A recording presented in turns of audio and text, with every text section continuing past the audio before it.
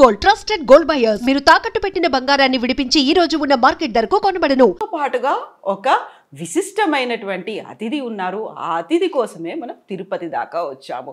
తెర మీద చాలా నిండుగా హూందాగా అందంగా కనిపించే అమ్మ సుధమ్మ గారు ప్రస్తుతం మనతో పాటుగా ఉన్నారు. అమ్మ నమస్కారం. నమస్కారం అమ్మా. ఎలా ఉన్నారు? నేను చాలా బాగున్నాను. మీరైతే యాజ్ యూజువల్ ఆనందంగా సంతోషంగా అందంగా అలాగే ఉన్నారు. అండ్ వ్యూవర్స్ ఒక్క నిమిషం దిష్టి తగలకూడదు నిజంగానే.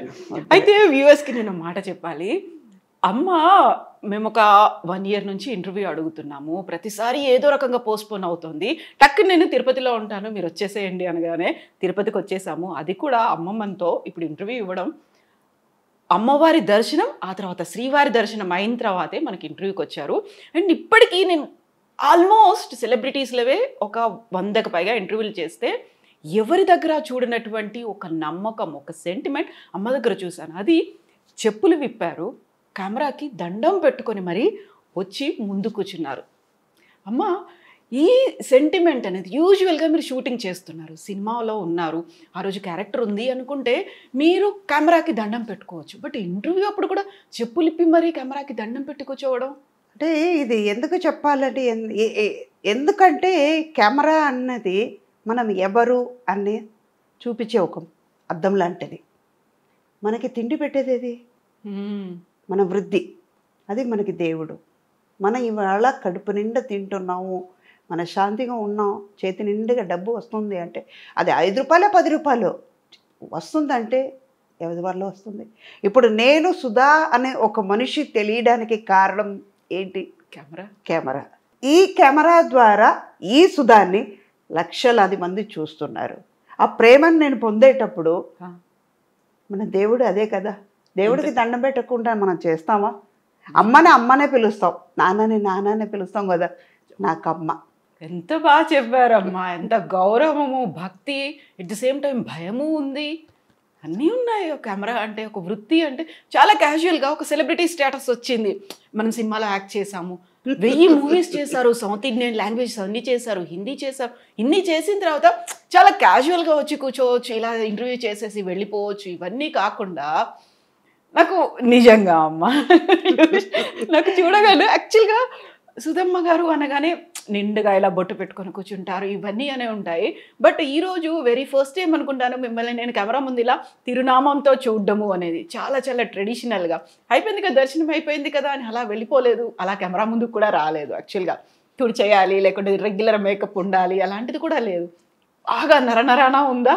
నిజమ్మా. ఎందుకంటే ఇప్పుడు స్వామివారు ఆశీస్సులు పొంది కింద దిగాను, మీ అందరికీ ఆ వైబ్రేషన్ ఇవ్వాలి. అవును. అంటే ఇప్పుడు బొట్టు అన్నది ఆయన నాలో ఉన్నారు, నాతోనే వస్తున్నారు.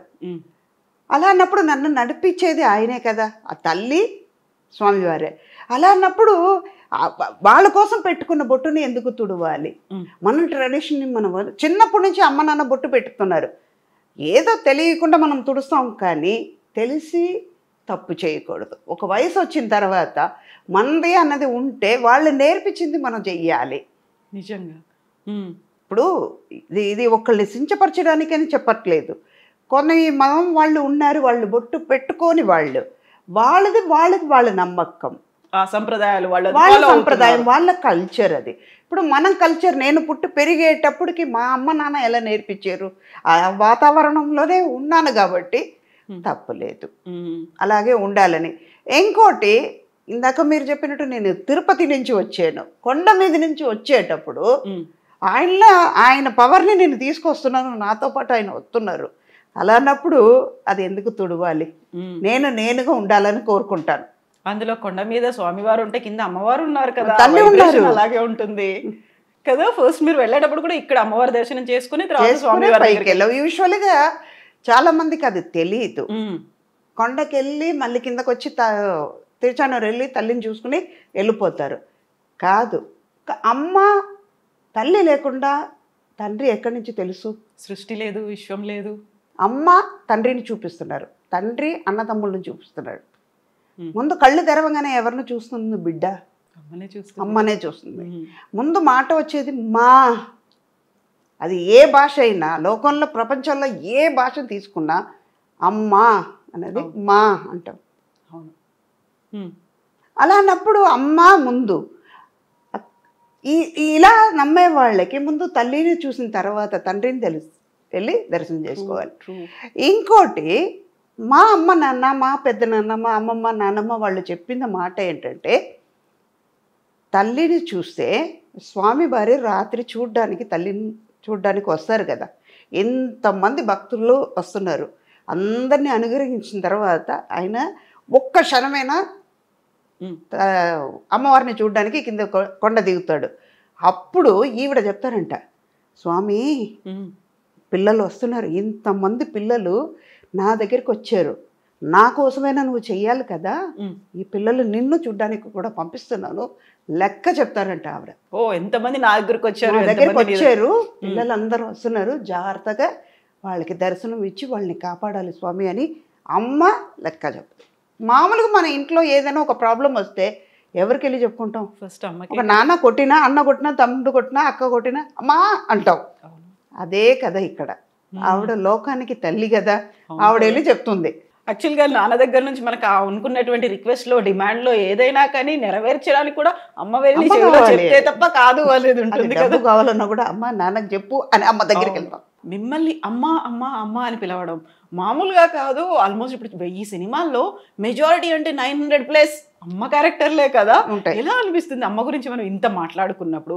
మిమ్మల్ని ప్రతి ఒక్కరు అమ్మ అని పిలవడమే కాదు, అమ్మ అని చూస్తున్నప్పుడు అది కూడా వెరీ ఎంగేజ్ లోనే మీరు అమ్మ అయిపోయారు. వదిన, అక్క, వీళ్ళు హీరోయిన్లు వీళ్ళందరికంటే, క్యారెక్టర్ ఆర్టిస్టుల కంటే కూడా అమ్మ. ఎలా అనిపిస్తుంది ఆ ఫీల్? చాలా గర్వంగా ఉంటుంది. లోకంలో ఇంతమంది పిల్లలా నాకు అన్నట్టు అనిపిస్తుంది. ఒక్క సంతోషం, నా పిల్లలు నన్ను అమ్మని పిలిచేది ఇంట్లో మాత్రమే. ఏదైనా అవసరం వస్తే అమ్మ ఇది మా అమ్మ అంటారు.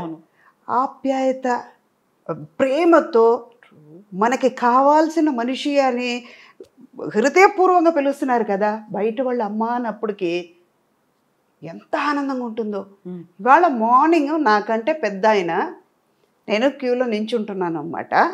ఆ బ్రేక్ దర్శనం క్యూలో నించునుంటే, ధ్వజస్తంభం దగ్గర నించుంటే నాకంటే పెద్ద ఆయనకి 80 పైనే ఉంటుంది.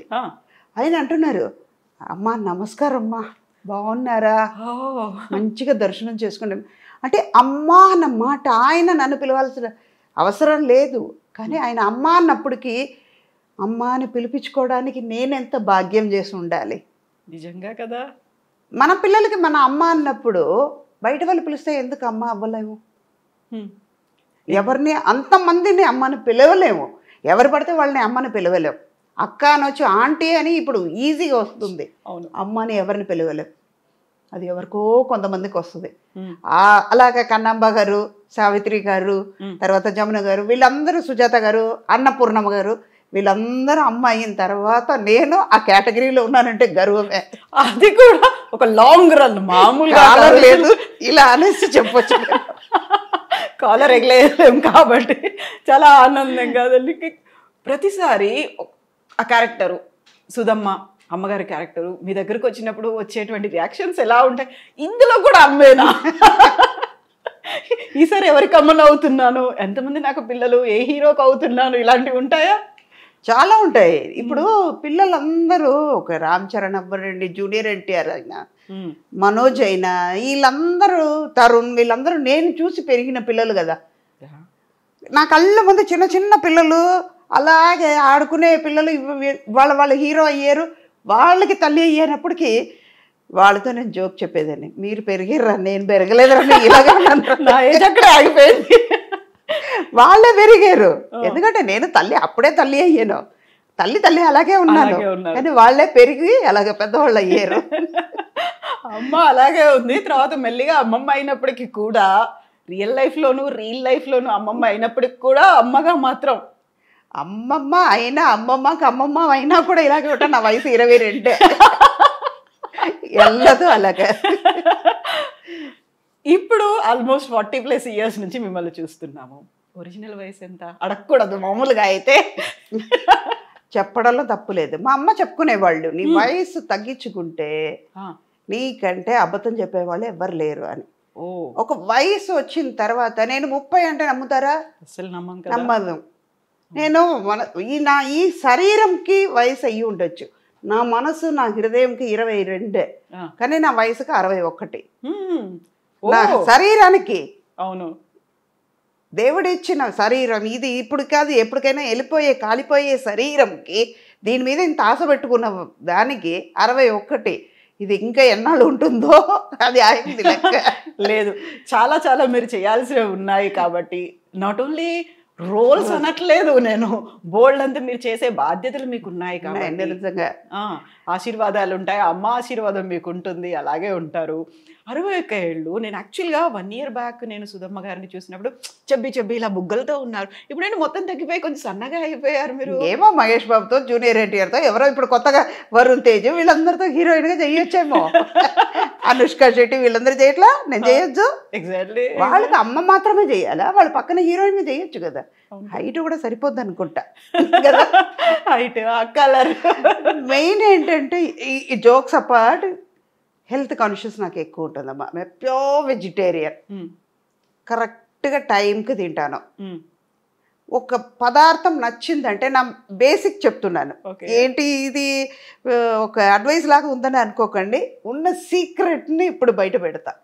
ఇది మీరు కూడా పాటించండి, ఎంత ఆరోగ్యంగా ఉంటారో చూసుకోండి. అప్పుడు లైక్స్ నాకు వస్తుంది, కవితకు రాదు, నాకు వస్తుంది. మెయిన్ మన కాన్షియస్ ఎక్కడ ఉండాలంటే మన ఆరోగ్యం మీద ఉండాలి. మన కాళ్ళతోనే మనం నడుస్తున్నాం, మన చేతితోనే మనం తింటున్నాం, మన ఊపిరి మనదే, మన కళ్ళుతోనే చూస్తున్నాం. అలా అన్నప్పుడు దేవుడు ఇచ్చిన కళ్ళుని మంచిగా చూసుకోకుండా, మంచిగా ఉన్న చేతిని మంచిగా చూసుకోకుండా, నీ కాళ్ళతో నడుస్తున్నప్పుడు నీ కాళ్ళని జాగ్రత్తగా చూసుకోకుండా ఉంటే బతికేంటి, పోయినా ఏంటి? ఎఫెక్ట్ ఎవరికి పడుతుంది? పెయిన్ ఎవరెవరు అనుభవిస్తారు? మనమే కదా. ఎదటి వాళ్ళకి పెయిన్ ఇవ్వలేము కదా. ఆరోగ్యంగా ఉంటే ఇంకా 10 ఏళ్ళు ఆశ ఎక్కువ ఉంటుంది, 10 ఏళ్ళు బతకాలని ఉంటుంది, కానీ ఆరోగ్యంగా ఉంటే ఇంకా ఎక్కువ పని చేయొచ్చు. మీ మనసు సంతోషంగా ఉంటుంది, పక్కన ఉన్న వాళ్ళని సంతోషంగా పెట్టచ్చు, ఎప్పుడు మీరు సంతోషంగా ఉండగలుగుతారు. ట్రూ. కరెక్ట్ టైంకి తింటాను, ఏది వచ్చినా ఇక్కడ ఎక్కించుకోను. పోతే పోనీ వచ్చింది. ఇవాళ 1 year అయినా కూడా మీ ఐ డ్రీమ్ వాళ్ళకి ఇవ్వాలి, సో ట్రూ. అది నిజంగా ఇది డెస్టినీ రాసి ఉంటుంది. అది కూడా తిరుపతి స్వామివారి దర్శనం అయిన తర్వాత చెయ్యాలని ఆయన రాసిన తర్వాత నేను లెక్క మార్చి రాస్తే కుదురుతుంది. ఎన్నిసార్లు మేము చెన్నైకి వచ్చినా ఎందుకు ఇస్తారు అప్పుడు? మీరు ఇవ్వరు కదా. అన్నీ రాసి పెట్టే ఉంటాయి. అలాగే నేను దీంట్లో ఇది ఆరోగ్యం గురించి వచ్చింది కాబట్టి చెప్తున్నాను. నేను ఇదంతా నేను ఆరోగ్యంగా ఉండడం వల్ల సాధ్యమవుతుంది, ఇంటర్వ్యూ ఇవ్వగలుగుతున్నాను. అవునా? టైంకి భోజనం చేస్తా. ఒక చిన్న పదార్థం నచ్చిందంటే అది పూర్తిగా అయ్యే వరకు తినేస్తాను, చాలా ఇష్టం తీరే వరకు తినేస్తాను. ఒక మైసూర్ పాకు ఉంది, ఎగ్జాంపుల్ చెప్తున్నాను. ఒక స్వీట్ ఎక్కువ తింటాను, కానీ ఒక లిమిట్ ఉంటుంది. ఓకే, నాకు నచ్చింది, ఒక 2 పీస్ తినేస్తాను, 3 పీస్ తినాలి చాలు. ఇంకా వెగట వస్తుంది. వెగట వచ్చిన తర్వాత వద్దు, ఇంకా దాని దగ్గరికి వెళ్ళకూడదు అన్నంత వరకు తినేస్తాను, మళ్ళీ దాని జోలికి వెళ్ళను. అయిపోయింది కదా, తృప్తిగా తినేసావు కదా, ఇంకెందుకు అని నన్నే క్వశ్చన్ అడుగుతాను అనమాట. అలాగే ఫుడ్ మాత్రమే కాదు, చాలా చాలా చాలా చాలా వామ్ వాటర్ తాగుతూ ఉంటాను. పీక్ సమ్మర్లో కూడా చాలామంది నన్ను ఆర్టిస్ట్, మా కోస్టర్స్ అంటారు, అంత వేడిగా ఉంది, అంత వేడి నీళ్ళు ఎలా తాగుతావు అక్క అని. ఏమో చిన్నప్పటి నుంచి అది అలవాటు అయింది.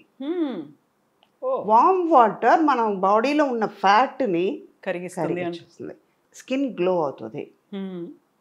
అదే ఇందాక ఒక గోడ ఉంది, చిత్రం రాయాలంటే ఈ గోడ అన్న ఈ శరీరం బాగుంటేనే కదా చిత్రం రాయడం. స్వచ్ఛంగా కూడా ఉండాలి కదా, ఉండాలి, అందంగా ఉండాలి. First love your self. అప్పుడు మన మీద ప్రేమ చూపించాలంటే మన అందంగా ఉండాలి, మన ఆరోగ్యంగా ఉంటే అందం బయటపడుతుంది. ఇది సీక్రెట్. ఎన్ని లీటర్ల నీళ్లు తాగుతారు? ఒక రోజుకి ఎలాగైనా 5 to 7 లీటర్స్ వరకు తాగేస్తారు. అవునా? ఒక షార్ట్కి వెళ్ళి వచ్చినాక మా వాళ్ళకి తెలుసు, మా స్టాఫ్కి తెలుసు, షార్ట్కి వెళ్ళి వచ్చిన తర్వాత ఒక 2 గ్లాస్ నీళ్ళు పెట్టేస్తారు, కంపల్సరీగా ఉంటుంది. ఆ ఫ్లాస్క్ అని లెక్క ఉంది, అది దానికి బాటిల్ వెళ్తూనే ఉంటుంది. యూజువల్గా అబ్జర్వేషన్లో నేను ఇప్పుడు నా